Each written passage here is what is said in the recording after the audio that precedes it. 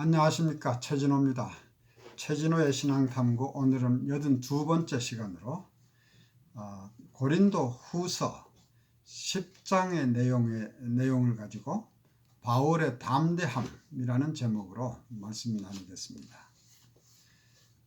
고린도 후서는 모두 18절까지 있습니다. 1절에서부터 18절까지 있는데 이것을 다 읽기는 너무 길기 때문에 읽는 것은 생략하고 그 말씀을 나누는 중에 그때그때 필요한 대로 해당 구절을 인용하는 형식으로 말씀을 진행하겠습니다.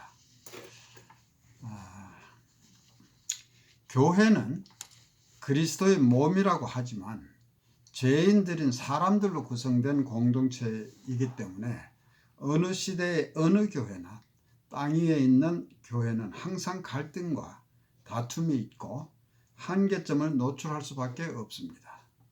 이러한 문제들은 부족한 인간의 한계 때문이기도 하지만 사탄의 집요한 방해로 인한 것이기도 합니다.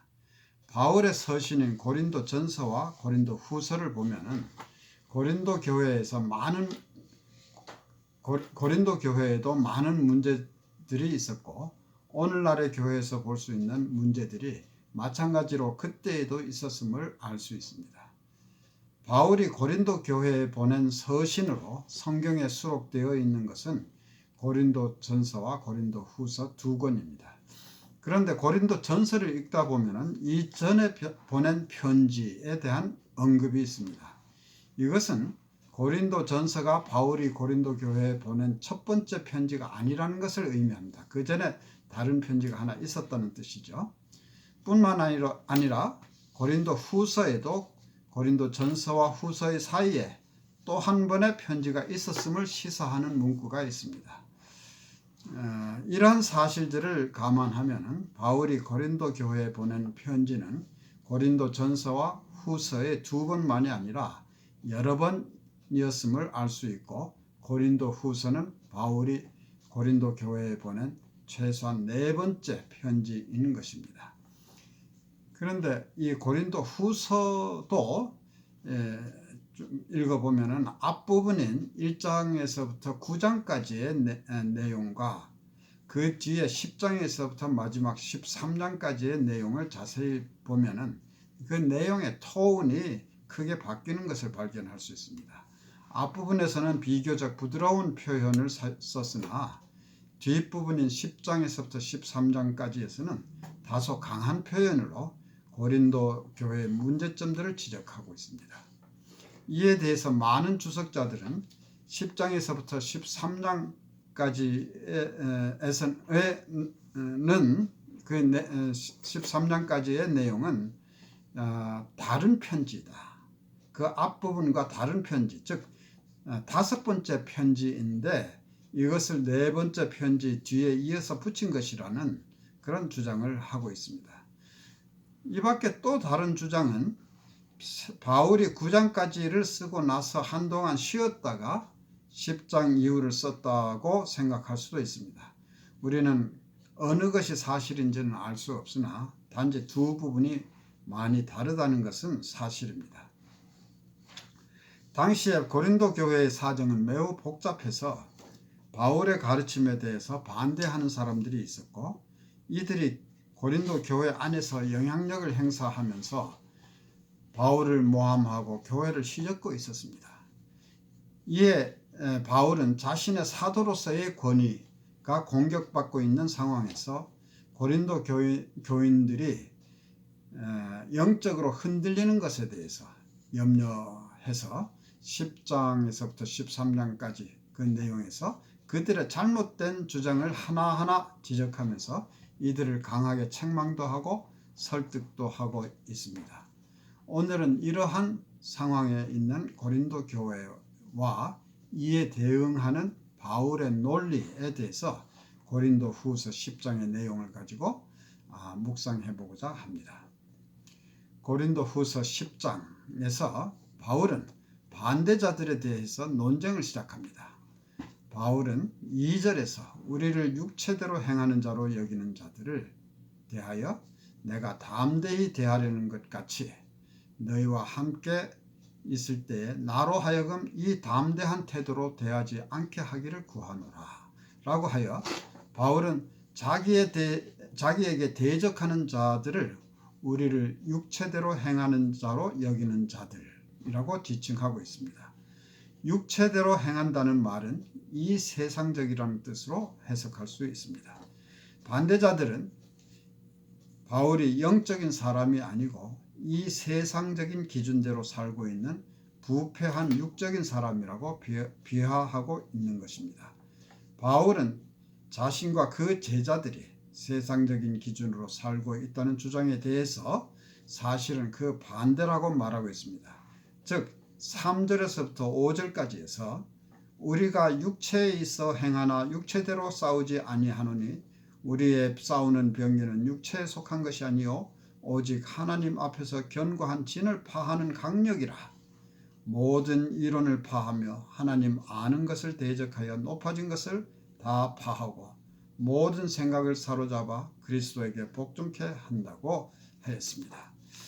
바울은 우리가 육체에 있어 행하나 육체대로 싸우지 아니한다고 하였는데 우리는 이 세상에서 살고 있지만 세상에 속한 자가 아님을 의미하는 것입니다.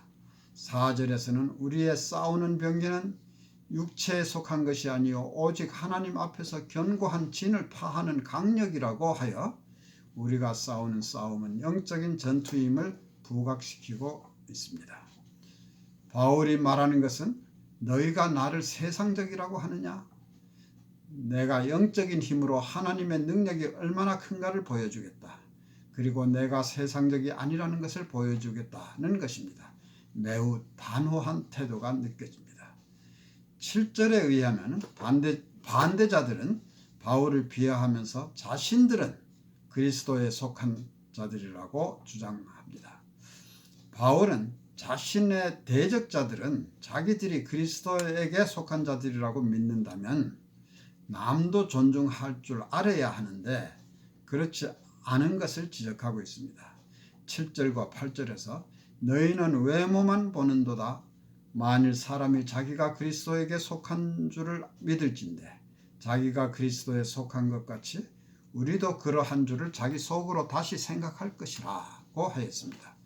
그러면서 주께서 주신 권세는 너희를 파하려고 하신 것이 아니요 세우려고 하신 것이니 내가 이에 대하여 지나치게 자랑하여도 부끄럽지 아니하리라 라고 합니다. 바울은 자신이 그리스도에 속한 자라는 사실을 말할 뿐만 아니라 그리스도께서 자신에게 주신 사도로서의 권위는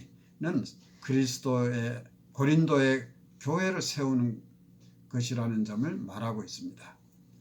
대적자들이 주장하는 것에 비하면 바울은 실제적인 주장을 하고 있는데 바울의 주장은 그리스도께서 교회를 파하는 것이 아니라 세우라고 주신 권세에 기초한 것입니다. 그리고 이것을 자랑하여도 부끄럽지 않다고 선언하고 있습니다. 바울은 그리스도로부터 사도의 직분을 받은 사람입니다. 그리고 9절과 10절에서는 이는 내가 편지들로 너희를 놀라게 하려는 것 같이 생각지 않게 함이니 저희 말이 그 편지들은 중하고 힘이 있으나 그 몸으로 대할 때는 약하고 말이 시원치 않다고 한다고 밝히고 있습니다. 대적자들은 바울의 편지들은 중하고 힘이 있지만 직접 대면하여 그 몸으로 대할 때는 약하고 말이 시원치 않다고 비하합니다. 이 말은 글은 잘 쓰지만 실제로는 형편없는 사람이라는 뜻입니다. 대적자들은 최소한 바울의 편지의 위력은 인정하고 있음을 알 수 있습니다. 그러면서도 그들은 그것을 오히려 뒤틀어서 바울을 공격하는 것입니다. 그들은 바울이 편지를 이용해서 사람들을 놀라게 하고 겁을 주어서 자기를 따르게 한다고 주장하는 것입니다. 이에 바울은 내가 편지들로 너희를 놀라게 하려는 것 같이 생각지 않게 함이라고 하였습니다. 그리고 편지에 있는 내용은 실제로 대면하고 있을 때 전하는 것과 같은 메시지임을 깨달아야 한다고 말하고 있습니다. 그의 대적자들은 자신들이 바울보다 더 많은 시간을 고린도의 교인들과 함께 있다는 사실을 자신들에게 유리하게 이용하려고 하는 것 같습니다. 그러나 바울은 고린도 교인들에게 자기가 항상 함께 있지 못하다는 사실 때문에 흔들리지 말라고 다짐하고 있습니다. 어떤 상황에서든지, 즉 서신으로든 직접 대면하여서든 바울은 같은 바울이고 같은 메시지를 전하는 것이라고 강조하는 것입니다. 그들은 바울을 비판할 뿐만 아니라 스스로 자신을 칭찬합니다. 그들은 자기들을 바울이나 고린도 교회의 다른 선생들과 비교하곤 했음을 짐작할 수 있습니다. 이에 비해서 바울은 12절에서 우리가 어떤 자기를 칭찬하는 자로 더불어 감히 짝하며 비교할 수 없노라 라고 말하고 있습니다. 바울은 주님이 인정하시는 사도임에 비해서 대적자들은 스스로 자기를 헤아리고 스스로 자기를 비교하니 지혜가 없다, 즉 어리석다고 말하고 있습니다. 한편 13절에서부터 16절까지 내용에서 보면 대적자들은 바울이 자기들의 영역을 침범하고 있다고 주장하였습니다. 이에 대해 바울은 하나님께서 주시는 영역이 진정한 영역이라고 말하고 있습니다. 13절에서는 우리는 분량 밖에 자랑을 하지 않고 오직 하나님이 우리에게 분량으로 나누어 주신 그 분량의 한계를 따라 하노니 곧 너희에게까지 이른 것이라고 합니다. 그리고 15절에서는 우리는 남의 수고를 가지고 분량 밖에 자랑하는 것이 아니라고 하는데, 실제로 남의 수고를 자기가 한 것처럼 자랑하는 것은 바로 대적자들이 바울에게 한 짓인 것입니다. 그리고 바울은 한 걸음 더 나아가서 상황이 얼마나 나쁜가를 지적하고 있습니다. 바울은 15절과 16절에서 이것을 지적하고 있습니다. 즉 우리는 남의 수고를 가지고 분량 밖의 자랑을 하는 것이 아니라 오직 너희 믿음이 더할수록 우리의 한계를 따라 너희 가운데 더욱 위대하여지기를 바라노라.